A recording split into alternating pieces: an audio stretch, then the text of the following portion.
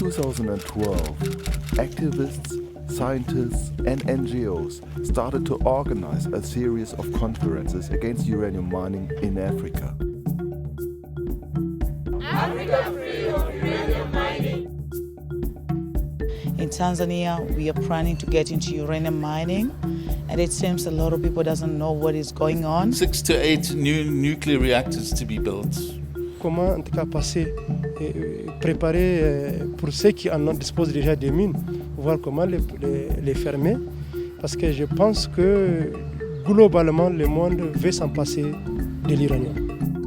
The purpose of those conferences is to exchange experiences and knowledge regarding the danger and problems of uranium mining.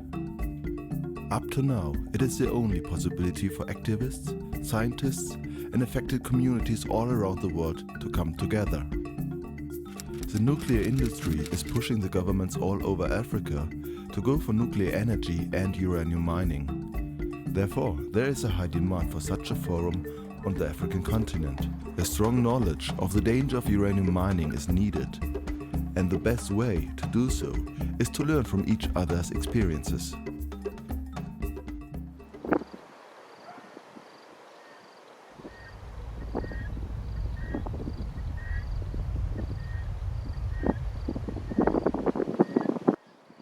In November 2015, the conference took place in South Africa, Johannesburg.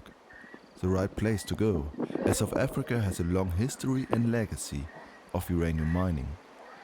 Estimated 2.5 million people are affected by the toxic legacy of the mining industry, and the country seems to be the pioneer in pushing the nuclear program into other African countries. Esteemed delegates from Africa, from Australia, from Germany, Switzerland, France, Quebec, and the United States of America, and all our guests, welcome. South Africa is actually at a turning point in terms of its nuclear industry, as you've heard earlier. One way forward is for government to realize its plans for an extra 6 to 8 new nuclear reactors to be built. The decision to host this important symposium in Johannesburg, South Africa, was motivated by the fact that South Africa has a rich history of over a century of mining. The symposium is a unique venue, where people with different backgrounds and motivations from all over the world come together and share the struggle against the nuclear industry. My personal motivation to come to South Africa from Tanzania first was because I want to learn. In Tanzania, we are planning to get into uranium mining, and it seems a lot of people doesn't know what is going on. Those coming from countries where the government announced to start with uranium mining have the chance to learn from those who already experienced the impacts by themselves. La conférence elle est vraiment utile parce qu'on apprend beaucoup de choses. Ce que je veux ramener, c'est que ce que j'ai amené quand même un cri de détresse. Pendant 40 ans d'exploitation, on n'est pas sorti, en tout cas de l'ornière, on n'est pas sorti de la catastrophe. Donc pour moi, c'est un message pour ceux qui se préparent à ouvrir des mines, mais aussi on a appris pour ceux qui les ont déjà fermées, pour savoir comment nous aussi nous allons nous préparer à la fermeture prochaine des mines. Parce que dans tous les cas, nous l'avons dit ici que les mines ont une fin, elles vont s'arrêter un jour et il faut s'y préparer en conséquence. Je pense que la conférence est un endroit, c'est un rendez-vous du donner et du recevoir où on a appris et on a fait, en tout cas, on a amené aussi notre contribution par rapport à ce qui se passe chez nous. Certainement, les autres pays qui s'apprêtent à ouvrir les mines doivent en tout cas s'y apprêter en jetant un coup d'œil sur les catastrophes, les effets néfastes et les avantages. Certainement, ils vont faire le choix. There's been a very interesting connection because many different disciplines have come together with different knowledge that gives you a holistic picture of the problem of the uranium nuclear fuel cycle. We had a widening gap between what was produced worldwide and what was needed by those increased nuclear power plants And in 2003, that reached a maximum. Whatever was the reason, we had a massive increase in uranium price levels from about $10 to $140. Now that triggered a huge kind of activities, and many of those activities actually focused on Africa. Why Africa? Because we have a very straightforward geology. It's mainly sandstone, near to surface, easy to get to, swift approval procedures, we have a cheap and motivated labor workforce, little social resistance, also coupled often to less education levels.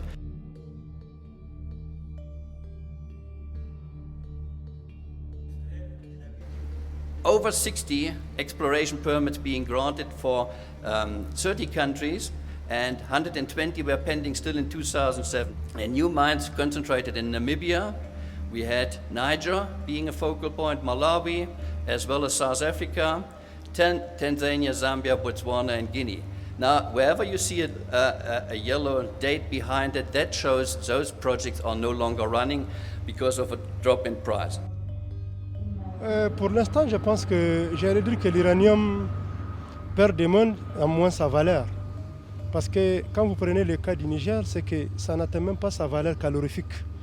Donc on pense qu'il perd sa valeur du fait, en tout cas, de la catastrophe environnementale qu'il engendre et également de l'élan de violence qu'il occasionne. Je pense que de moins en moins, le monde est en train de voir comment, en tout cas, préparer pour ceux qui en disposent déjà des mines, voir comment les fermer.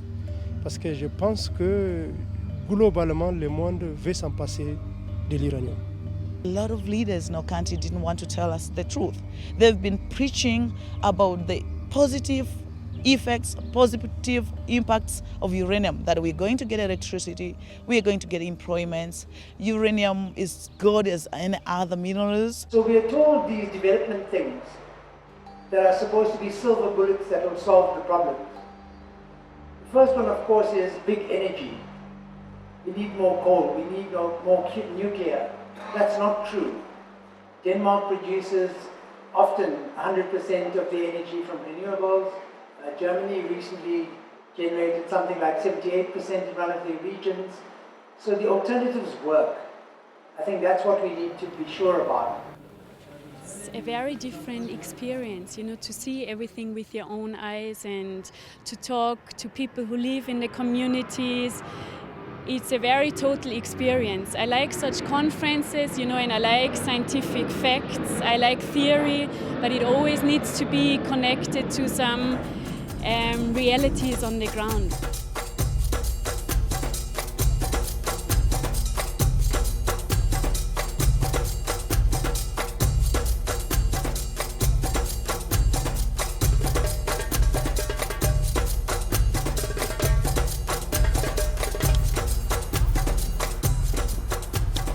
Come from the conference, the Nuclearisation of Africa conference, to the informal settlement here in South Africa, Johannesburg, called Tudeshaft.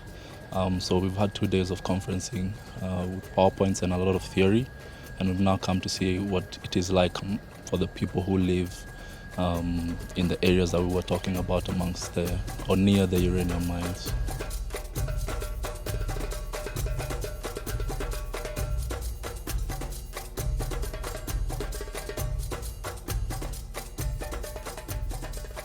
Yeah, I thought that if I come to South Africa, that everything is smooth. Everything is, because we had a lot of South Africa that is too much rich, is too much everything.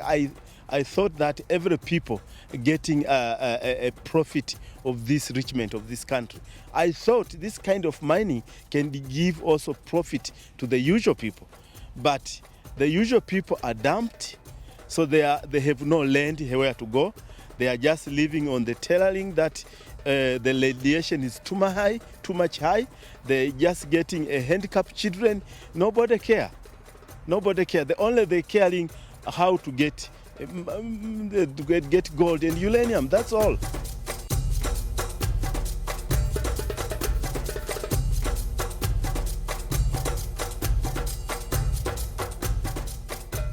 It makes me very sad from my medical background, because a lot of these people don't really have any options. Some of them do know the dangers that they're living in, but they don't really have any options to escape it. It's a very destitute place to be in, for lack of better words, but it's what I'm seeing. It's very neglected, it's forgotten, and it's like the rest of the world is existing in a different bubble. People are living like this, and then there's what we see on television and all that. It's quite different, and the difference is too much for me to completely put to words. I'm very shocked on how much devastation is going on, and I guess I will try to put it into action, right? So I hope that we can do more awareness raising, communicate in a more efficient way, and collaborate to a larger scale, so that we can somehow join the fight and make it a bigger thing. But aside from that, it's important that we are here because now we're seeing it for ourselves, the danger and the heritage that is being left behind by these nuclear mining companies and all that. At the same time, it's very moving, and it's a huge motivation and inspiration to be here and to hear from the people here, so that when we take it back home.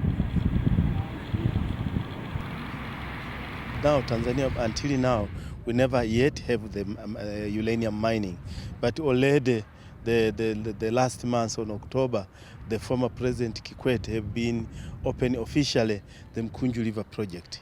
And now we'll be expecting in the future to have terrible problem of issue uranium. As we have been attended this conference at least for these 2 days, we have seen actually the movie that we see yesterday, how uranium is destroying a human life. And also the company never care, they only care about the profit. So this is the really a big problem.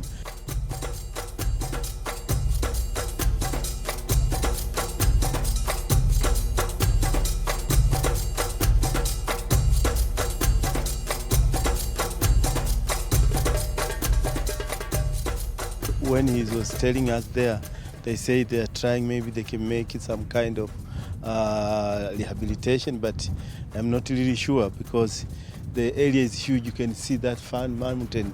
Then how this is possible to manage to finish all of it? So as Tanzania, we really have to learn from that. Otherwise, it will be too late. That's why as a civil society organization, we just try to tell our government it's much better to leave the uranium on the ground.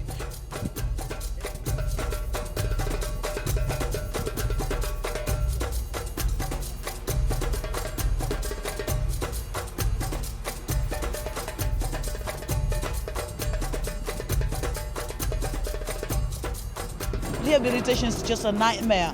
So there's nothing good about uranium. Uranium is death. So we got to stop it as soon as possible. When you look at Germany, they've spent a lot of money, a lot of billions for rehabilitation, reclamation, but yet they are not there yet. They have a lot of years to go. And yet they haven't been able to say that this is it. We have completed the process. So the truth is that radiation will never go away. Once you expose it from the land, that is death. That is a problem. And looking at the place like Germany, Czech Republic, these guys have got money. They're developed. Now coming to our own country like Africa, Tanzania in particularly, where we are struggling some people are struggling to have a single meal per day. And then you're talking about coming with a lot of millions, billions of money for rehabilitation. That's a nightmare. It will never happen. So it's better to stop it rather than to get to something which you cannot be able to handle it at the end of the day. Actually, for my friend from Niger, this is not good luck because already everything is over. But also, the government of Tanzania always are taking as example Niger. He said that Niger, the economy have been going up because of uranium mining. But this is not true. the Niger people are telling us, and even we know that Niger is the most poorest country in Africa. So there's nothing to say that to mine uranium, then you can get rich. Then at the end, because the problem in South Africa will be the same problem in Tanzania, will be the same problem in Niger and other African countries. That's why we need to join the power together.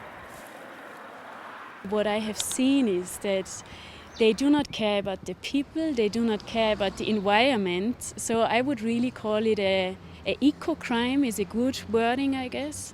But then again, it's also a very social crime, right? And I mean, many might have said that before me, but it's a crime against humanity. And yeah, it's just a crime against our very being, you know?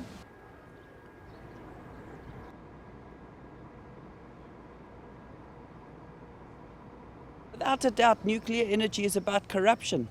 Why would the third world now embrace it when the first world is getting rid of it? It goes about bribery, corruption, backhanders and back pockets. There is no other reason. It's not about electricity anymore, because it is about keeping inefficient, mismanaged electricity generating monopolies that are run by the state and by governments alive. And I think the message we have is hope. We are not powerless. We are not without information and resources. We are indeed more powerful than we think we are. Because Africa holds the solutions to every problem in the world today. Humanity comes from us. Our survival comes from us. And our future will come from Africa. We need to make this really big. We must stigmatize nuclearization completely and criminalize those polluters who insist on foisting this upon innocent people. I know the movement is not that big, but I know we're not going to keep quiet. It's going to be big. We're going to be there because at the end of the day, this is our life and Africa is our land. Tanzania is our land. We got to say something. If we don't speak, the stones are going to speak. We got to be the voice for the voiceless people. And we got to empower people to speak for themselves as well. But we need to unite together and stand together and say no to the nuclear in the world, in Africa and in Tanzania in general.